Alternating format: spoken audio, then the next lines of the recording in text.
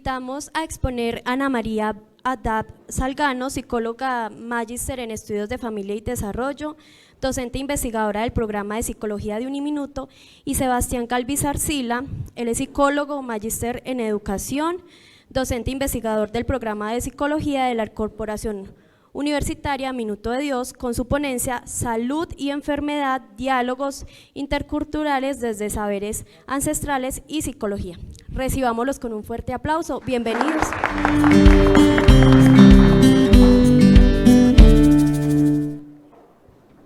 Hola, buenas tardes. Para nosotros es un gusto estar aquí. Queremos resaltar igual el buen desempeño de los estudiantes del SINOC. Y queremos resaltar el nombre del simposio. Por ahí quisiéramos empezar. El nombre del simposio refiere a una categoría académica muy importante, en nuevas ruralidades, lo que implica, si estamos hablando de una nueva ruralidad, hablamos de un devenir, de unas transformaciones en la relación entre sujeto y ruralidad, que desde nuestras intenciones académicas se convierten en un pretexto para investigar. En tal sentido, entonces,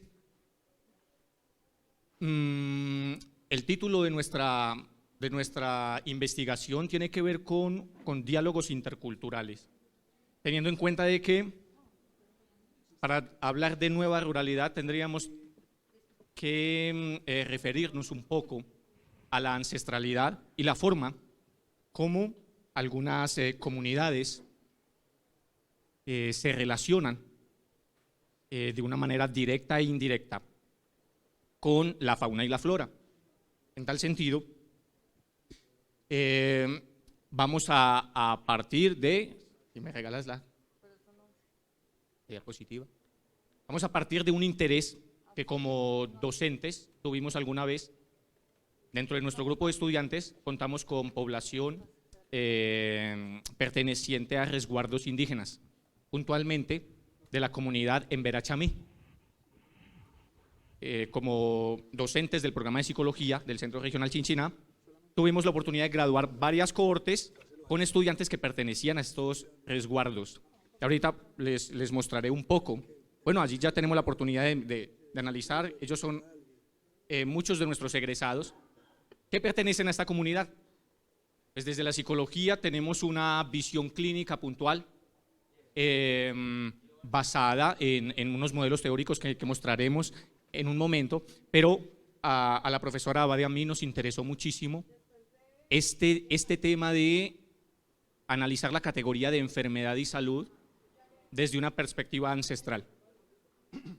En ese sentido, entonces, ese es el propósito de nuestra investigación. Para eso vamos a decir varias cosas. La comunidad Emberá Chamí está muy distribuida en nuestro país, en toda la zona pacífica. Emberá Chamí significa gente de montaña. Y realizamos este estudio en 3 resguardos, a saber, Loma Prieta, Cañamomo y La Montaña. Esto es en el municipio de Río Sucio. Estadísticamente tenemos que decir que la población de esta comunidad representa el 2.1% de la población indígena y que en Caldas se encuentra la segunda mayor concentración de esta población. La primera es en Risaralda, la tercera es en Antioquia. Allí está en el mapa. No conocimos, el único que nos faltó fue el resguardo que se encuentra al sur de Escopetera y Pirsa, por cuanto no teníamos estudiantes que pertenecieran a ese resguardo. Los demás sí tuvimos la oportunidad de trabajar con estos estudiantes. Bien, es importante analizar el concepto de ancestralidad para los Emberá Chamí. Desde sus dialectos, el concepto de Jaibaná pertenece a su lengua, que significa poseedor de espíritus, hace que nosotros como psicólogos empezáramos a introducirnos a una cosmogonía, a una forma de pensamiento distinta a la occidental, y que empezáramos a analizar una comunidad que visualiza el territorio como algo sagrado, como una comunidad dependiente de la tierra, y esto tiene mucho que ver con ruralidad, y la importancia de sus saberes, que por lo regular son de tipo oral, que se transmiten de manera oral, de generación en generación, pues a nosotros nos resultó de particular interés allegarnos a estos saberes, sobre todo porque en muchas de las asignaturas del programa de psicología, pues en las disertaciones que se hacían, habían unas posturas interesantes desde lo que significa la medicina, desde la tradición en Verachamí. Entonces, resaltamos la importancia de los rituales, que en el caso de esta comunidad son dirigidos al bienestar físico y emocional de todos los miembros de la comunidad. Es decir, es un tipo de medicina distinto al que nosotros podríamos considerar como convencional. Es así como allí hay algunas imágenes del trabajo de campo del cual la profesora Abad dará cuenta en unos momentos en cuanto a los rituales de armonización, para tener como una primera idea de cuáles son las consideraciones de salud y de medicina que se trabajan desde la comunidad. Bien, nuestra pregunta central va a partir de la categoría de salud y enfermedad, puesto que generan algunas divergencias si se analiza desde el discurso de la medicina convencional versus la medicina tradicional. Es decir, la manera de intervenir es distinta. Una estará mediada por una formulación médica, un consumo de medicamentos, y otra estará dada por un proceso experiencial de tipo ritual y espiritualista. En ese sentido, entonces, nuestra pregunta se iba a centrar en los encuentros y desencuentros entre ambas posturas, algo que pues nos llamó muchísimo la atención poderlo contrastar desde esa cultura en Verachamí, en Río Sucio. Para justificar esto, nosotros quisimos hacer primero un debate de algunos expertos que mencionaremos ahora en el marco teórico, en cuanto a cómo científicamente se ha abordado de una manera complementaria el trabajo desde la sabiduría ancestral de estas comunidades, y pues nuestra postura parte un poco de atender a esa complementariedad que debe existir entre ciencia y tradición.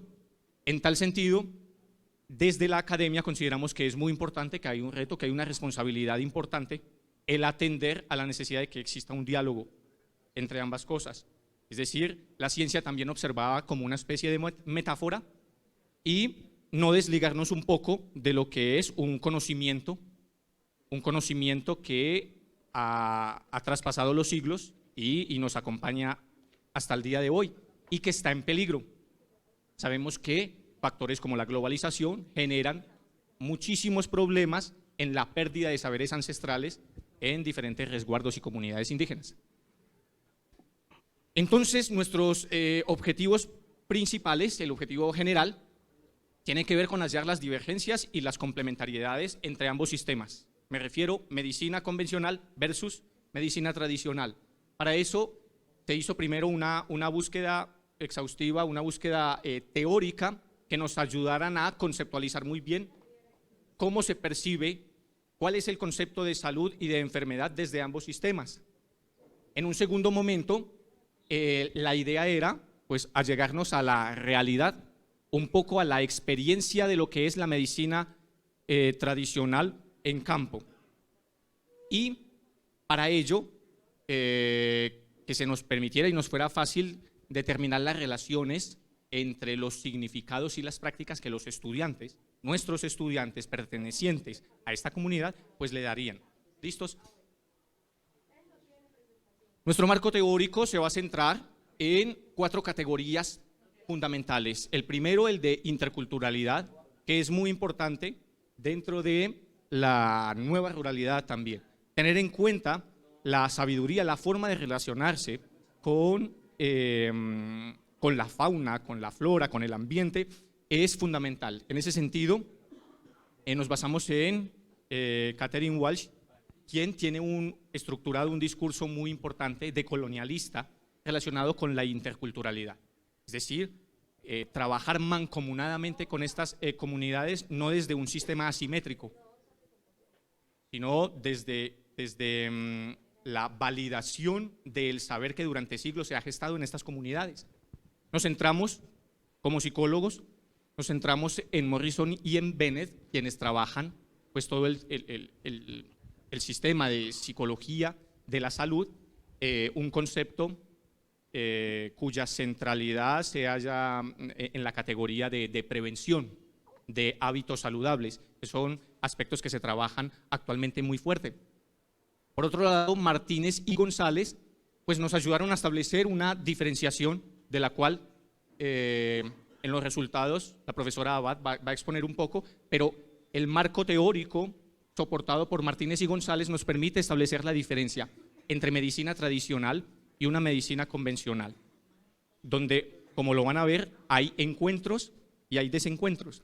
Y por último, el tema expuesto, el discurso expuesto por Joseph Perigla, un autor muy vigente, una autoridad en la materia, hablándonos de los estados de conciencia dialógica. Es decir, su trabajo se centra un poco en las repercusiones, los efectos que tiene la medicina mediada por ciertas sustancias, como el yagé, por ejemplo, y otras sustancias, cómo estos, él los llama enteógenos, pues producen unos procesos curativos, unos procesos de mediación de salud que son conocidos y han tenido amplia repercusión no solamente en las comunidades indígenas, sino también en otras comunidades. Es así como, metodológicamente, nosotros nos propusimos trabajar desde un paradigma cualitativo, y cualitativo teniendo en cuenta de que abordaríamos una realidad no muy teorizada si tenemos en cuenta la comunidad con la que trabajamos. Lo trabajamos desde un marco de investigación educativa, por cuanto nuestros primeros informantes fueron nuestros propios estudiantes pertenecientes a esta comunidad, y con un enfoque etnográfico crítico, y esto tiene que ver con la problematización que hay en el concepto de salud. Necesitamos problematizar el concepto de salud. Para nosotros, salud podría significar un bienestar biológico, psicológico y social, así lo traduciría básicamente la OMS. Sin embargo, desde una perspectiva tradicional puede significar otras cosas. Para esto, las técnicas de recolección fueron la observación participante. La profesora Ana María, quien tuvo la oportunidad de estar allí durante un buen tiempo con esta comunidad, nos contará un poco acerca de su experiencia. Grupos de discusión que se hicieron principalmente con los estudiantes. Cabe decir que algunos de nuestros estudiantes ocupan un rol de liderazgo dentro de estas comunidades, de tal manera que su información era sumamente valiosa, y también entrevistas semiestructuradas. La unidad de análisis consistió entonces en entrevistas a 7 médicos tradicionales de la comunidad, 4 estudiantes que para ese entonces estaban en 7º semestre de psicología y que pertenecían, como ya les mencioné, a los resguardos indígenas. Entonces voy a darle paso a la profesora Ana María, quien hablará un poco de los hallazgos. Bueno, muy buenas tardes para todos. Entonces les voy a compartir nuestros hallazgos después de hacer el trabajo de campo y toda la investigación educativa pues con nuestros estudiantes. Lo primero, para nosotros fue muy importante determinar qué implica la medicina tradicional como tal. Podemos concluir o determinar que la medicina tradicional es aquel legado ancestral que recibe un hombre masculino quien tiene una ancestralidad, o sea, sus padres y abuelos han sido médicos. Ahorita les voy a compartir que ha cambiado un poco el proceso de género, o sea, ya las mujeres pueden incursionar, pero en primera instancia es ese hombre que recibe una tradición que se llama la Jaibaná. Jaibaná significa una cosmogonía ancestral, un legado de unas prácticas socioculturales que implica ese proceso de salud y espiritualidad desde un ritual, ¿cierto? Para ellos el ritual es el centro de su proceso de salud y enfermedad y todo el territorio. El Jaibaná le entrega al médico tradicional algo que se llama la acción Caiba, que es la posibilidad de que el médico tradicional haga un ritual para sanar el territorio a través de unas prácticas y de una toma de medicinas, ¿cierto? Que las medicinas implican desde las plantas medicinales, como tomillo, orégano, ¿cierto? Las plantas que hacían nuestras abuelas en la botica, como otras plantas sagradas que para ellos es el tabaco, entre ellos hay medicinas como el chimú y el rapé que se inhala, y obviamente el yagué, que es de este territorio, que es la planta más sagrada, que es esa mezcla entre la chacruna y la ayahuasca. Entonces la medicina tradicional implica eso, todo es recibir ese legado para generar unas prácticas socioculturales para sanar. El centro del Jaibaná de esa cosmogonía, entonces como yo les compartía, son los rituales. Ellos tienen todo el proceso ritualístico que implica desde la armonización. La armonización es poner en equilibrio, en una homeostasis, los 4 elementos de la naturaleza, que serían el agua, la tierra, el fuego y el aire. Siempre ellos permanecen con esos 4 elementos. Y hacen rituales, por decir algo, a la madre naturaleza o Pachamama hay mucha lluvia, entonces vamos a hacer un ritual de fuego para equilibrar ese elemental. O por el contrario, hay un verano muy intenso que va a afectar la tierra, entonces se hace un ritual de agua para también equilibrar ese elemental, y obviamente pues con una preparación. Es importante decir que el médico tradicional requiere mucho tiempo, más o menos 10 años en preparación, a pesar de que recibe ese legado. Tiene que estar en compañía de los mayores, que son los que tienen ya esa sabiduría ancestral. Y él tiene que tener una preparación para cualquier tipo de ritual, una preparación, un ayuno físico, mental, no puede tener relaciones sexuales y tener todo un encuentro con ese territorio, ¿cierto? Que para ellos lo llaman los cerros sagrados.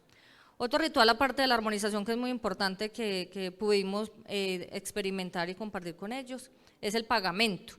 Los pagamentos son unas ofrendas que se le hacen a los elementales y a los guardianes, yo les llamo los guardianes del territorio o los guardianes de los cerros.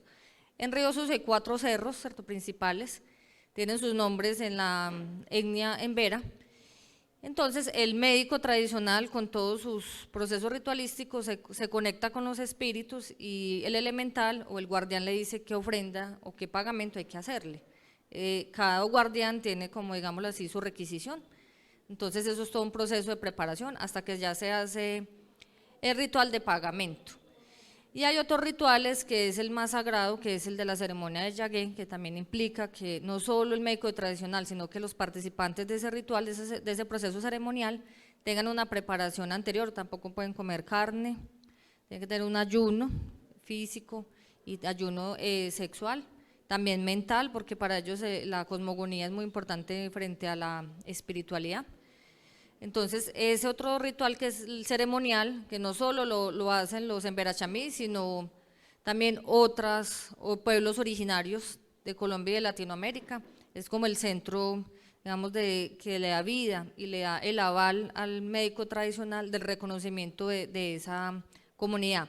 Entonces, la medicina ancestral es un equilibrio entre lo que es la tierra y la parte espiritual, y el médico tradicional es ese ente que media entre esos 2 mundos para equilibrar y sanar el territorio. Es muy importante también empezar a comprender que todas esas prácticas tradicionales las soporta el decreto 1953 del 2014, en el cual les permite a la comunidad embera y a muchos grupos indígenas y pueblos originarios el que tengan su gobernabilidad propia, su sistema de salud propio, que tienen IPS, y también su sistema educativo y político.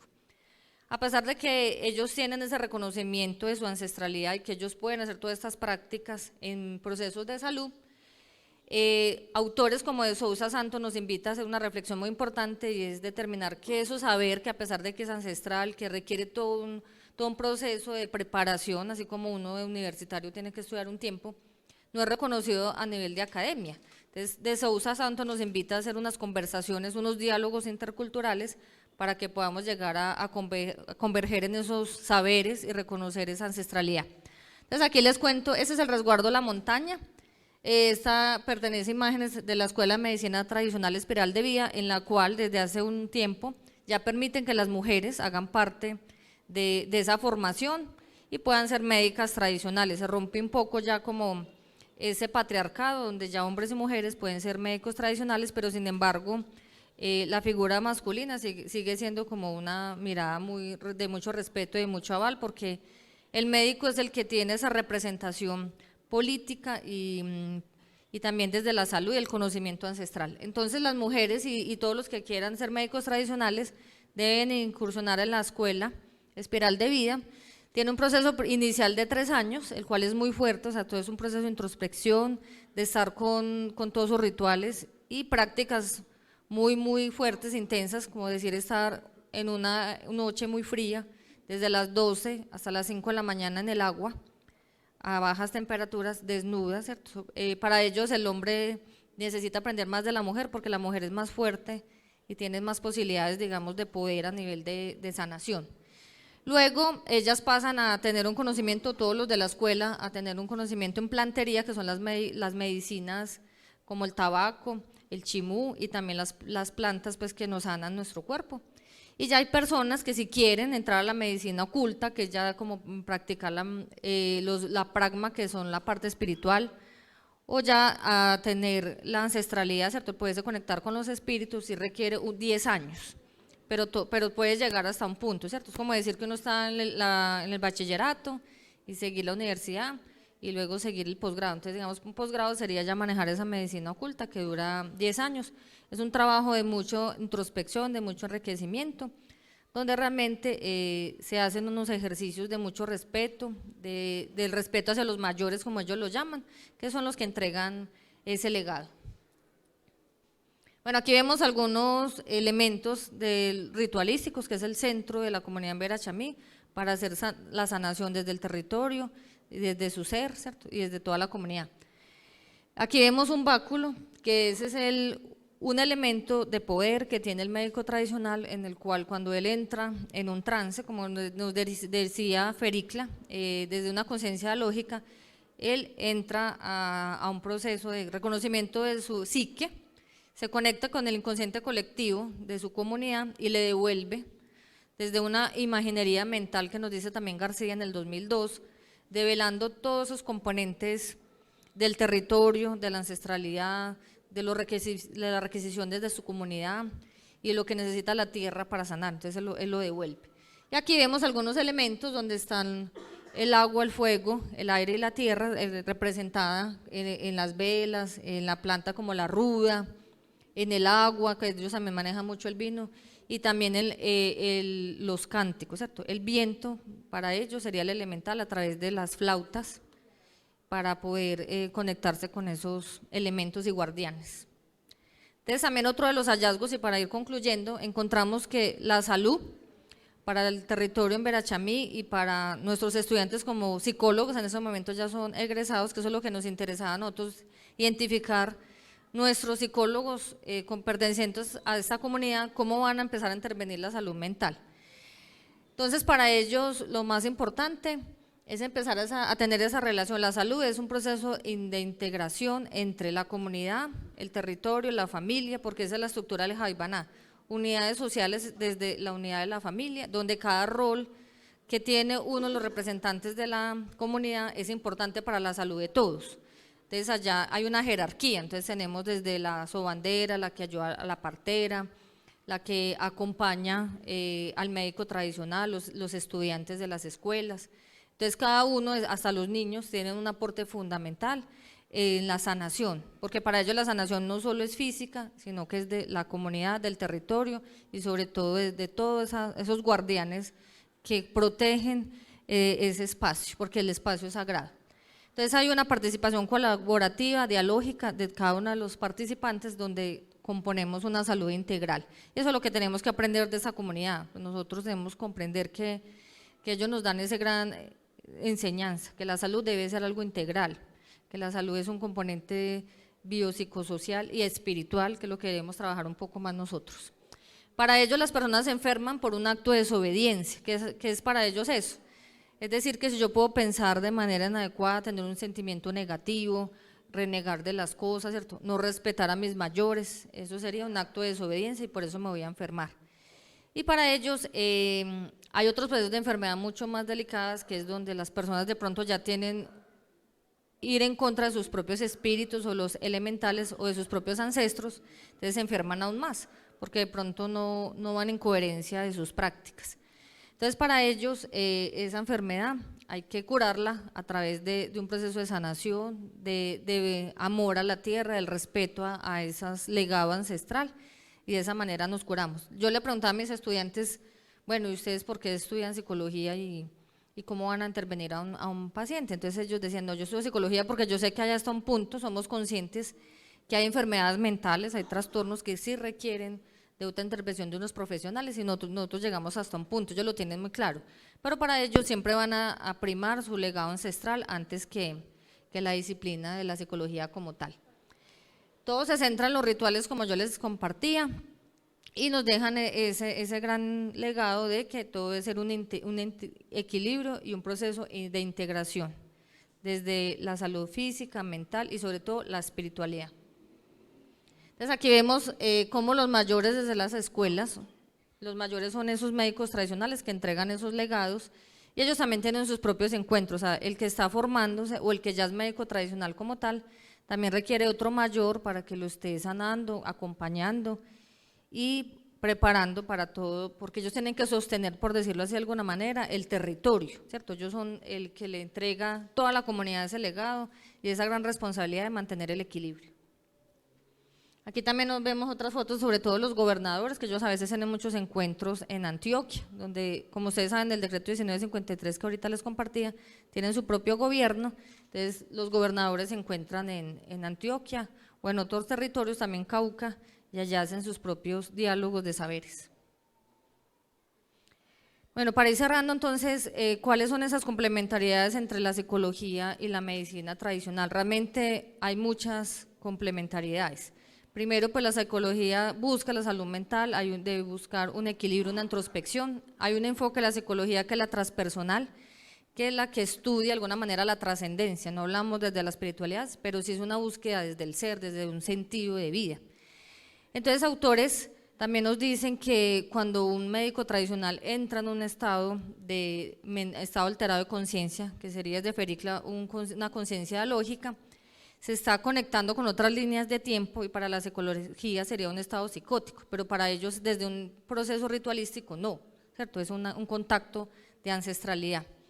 Entonces, desde esa mirada no habría un estado psicótico, sino que es toda una cosmogonía, es una representación simbólica, ritualística de un legado que les permite a ellos tener una convergencia, digamos, y devolverle al territorio de la misma comunidad todas esas prácticas y que son avaladas para ellos. Y también un reconocimiento de que nosotros, ese legado que nos dan las comunidades, es que hay que tener un proceso de integración, de equilibrio. Nosotros a veces no tenemos esa mirada desde la salud, o sea, cada médico, psicólogo o especialistas se dedican a una parte del cuerpo, nosotros solamente a la salud mental como psicólogos, pero no miramos una integración, mientras ellos sí. Lo mismo pasa en los currículos. Hay muchas materias, los estudiantes no son capaces, digamos, de integrar esos conceptos y aún más de aplicarlos, entonces no les cuesta mucho esa integración, y eso es lo que nos dejan esas enseñanzas. Y ya para ir concluyendo, entonces también podemos determinar, bueno, aquí hay otros elementos, sigamos, ritos, bailes. Entonces, para concluir, vamos a determinar que las prácticas ancestrales tienen mucho que ver con algunos modelos de intervención, porque nosotros también desde algunos procesos de duelo hacemos rituales, no con tanta preparación como los médicos tradicionales o estos pueblos originarios, pero sí también tenemos esos encuentros. Que las prácticas de la salud y de la enfermedad sí tienen también unas formas de converger, como lo decía nuestro marco teórico desde Martínez y González, donde nosotros tenemos prácticas también desde un pensamiento mágico-religioso. En Latinoamérica pasa mucho eso. La persona que está enferma no solo van del médico, del psicólogo, bueno, el profesional, sino que también busca el chamán, el angeólogo, ¿cierto? La persona que le ayude a sanar, y eso hace parte de nuestras prácticas, y eso está, digamos, muchos antecedentes nos dicen, hay que conversarlo, y eso es parte de nuestra cosmogonía también occidental, que es importante también resaltarlo. Entonces hay una forma de conversar desde allí. Y tenemos un gran ejemplo, que eso es lo que es la responsabilidad de la academia, traer esa ancestralidad, traer esas prácticas culturales, hacer diálogos de saberes desde esa perspectiva intercultural, para que esas prácticas se permanezcan, sean vivas y podamos enriquecernos también de ese saber de estos pueblos originarios. Y tenemos el gran ejemplo de la Universidad de Antioquia, que tiene la licenciatura en la Madre Tierra, que dura 5 años, las personas se forman, por lo general son dirigidos también por médicos tradicionales, y les dan el aval de poder entrar en la academia y realmente hacer investigación desde la ciencia y la ancestralidad. Entonces es un ejemplo, eso es lo que nosotros deberíamos buscar, ¿cierto? Traer cátedras abiertas, hacer procesos de sistematización, que uno mismo tenga esa experiencia, porque realmente yo que la tuve es muy enriquecedor para uno, poder vivir otro mundo y hacerse otras preguntas sobre la misma existencia. Muchas gracias.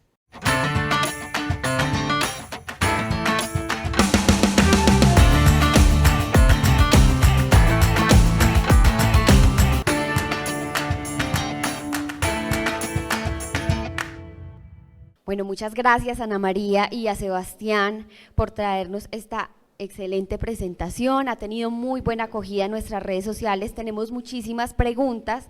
Vamos a escoger entonces ahora una del público. Si ustedes tienen alguna pregunta, váyanla preparando mientras formulamos esta que vamos a hacer, que llega a través de redes sociales. Si quieren, se acercan, por favor.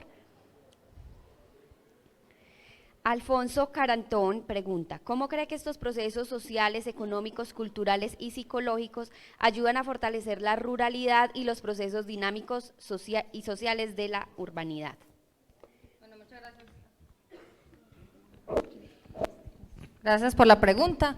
Lo primero es eso, reconocer esos estudiantes o esas personas a través de procesos de investigación, porque como compartíamos ahora, la academia a veces ve la vida o la ruralidad desde una perspectiva, pero hay que ir a los entornos. Entonces los cambios se van desde allí, que uno mismo experimente, que no nos quedemos en un escritorio, digámoslo así, o desde los libros, sino que realmente valoremos esa ruralidad y todas esas prácticas ancestrales y tradicionales. ¿Tenemos alguna pregunta de los asistentes presenciales?